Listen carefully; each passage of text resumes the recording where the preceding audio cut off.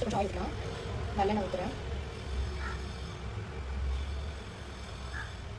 கொஞ்சம் எண்ணெய் ஜாஸ்தியாகவே ஊற்றிக்கலாம். எண்ணெய் நல்லா காயிடும்.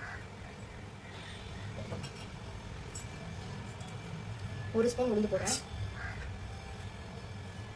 1 ஸ்பூன் கடுகு.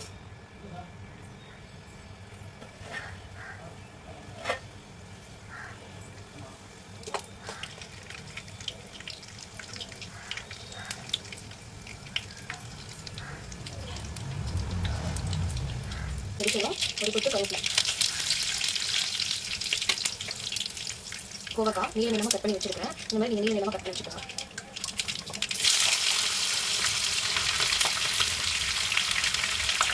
நான் ஒரு காயை 6 பீஸாக கட் பண்ணியிருக்கேன். ஸோ நீங்கள் ரொம்ப நெல்லிஸாக கட் பண்ணிக்கோங்க. அப்போ தான் காய் கொஞ்சம் சீக்கிரம் வேகும்.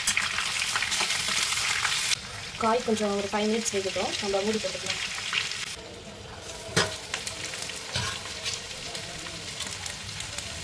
ஒரு ஸ்பூன் உப்பு போட்டுக்கோங்க.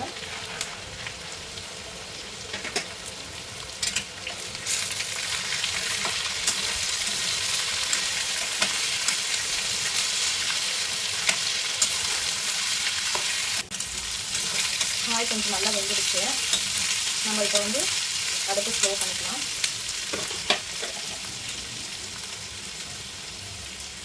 ஒரு ஸ்பூன் மிளகாய் தூள்,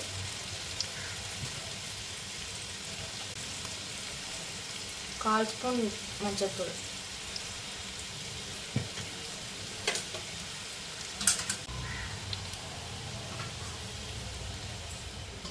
மீடியம் ஸ்லோ பண்ணிக்கோங்க. வறுத்த நிலக்கடலை இருக்குது. இது கூட ஒரு 5 வரமிளகாய் நான் வறுத்து இதில் போட்டிருக்கேன். இதை நம்ம 1-2 நம்ம அரைச்சிக்கலாம். நிலக்கடலை வந்து நான் தோல் நீக்கினது, தோலோடு போடக்கூடாது. தோல் நீக்கினது ஒரு 5 வரமிளகாய் வறுத்து 1-2 ட்ரை பண்ணி வச்சுருக்கேன். இப்போ நம்ம இந்த காய் கூட இந்த நிலக்கடலை ஆட் பண்ண போகிறோம். காய் நல்லா வெந்துடுச்சு.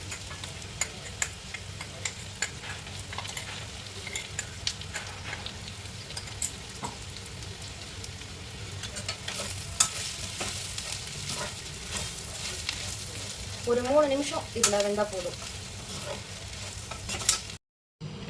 கோவக்காய் பொரியல் ரெடி.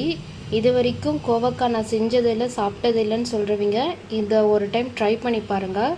கண்டிப்பாக உங்களுக்கு இந்த ரெசிபி ரொம்ப பிடிக்கும்.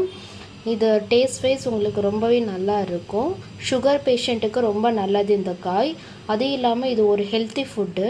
ஸோ நீங்கள் கோவக்காய் இந்த மாதிரி ஒரு டைம் வீட்டில் ட்ரை பண்ணி பாருங்கள். கண்டிப்பாக உங்களுக்கு இது நல்ல டேஸ்ட் கொடுக்கும். சாம்பாரோடு வச்சு சாப்பிட்டிங்கன்னா உங்களுக்கு இன்னும் நல்லாயிருக்கும்.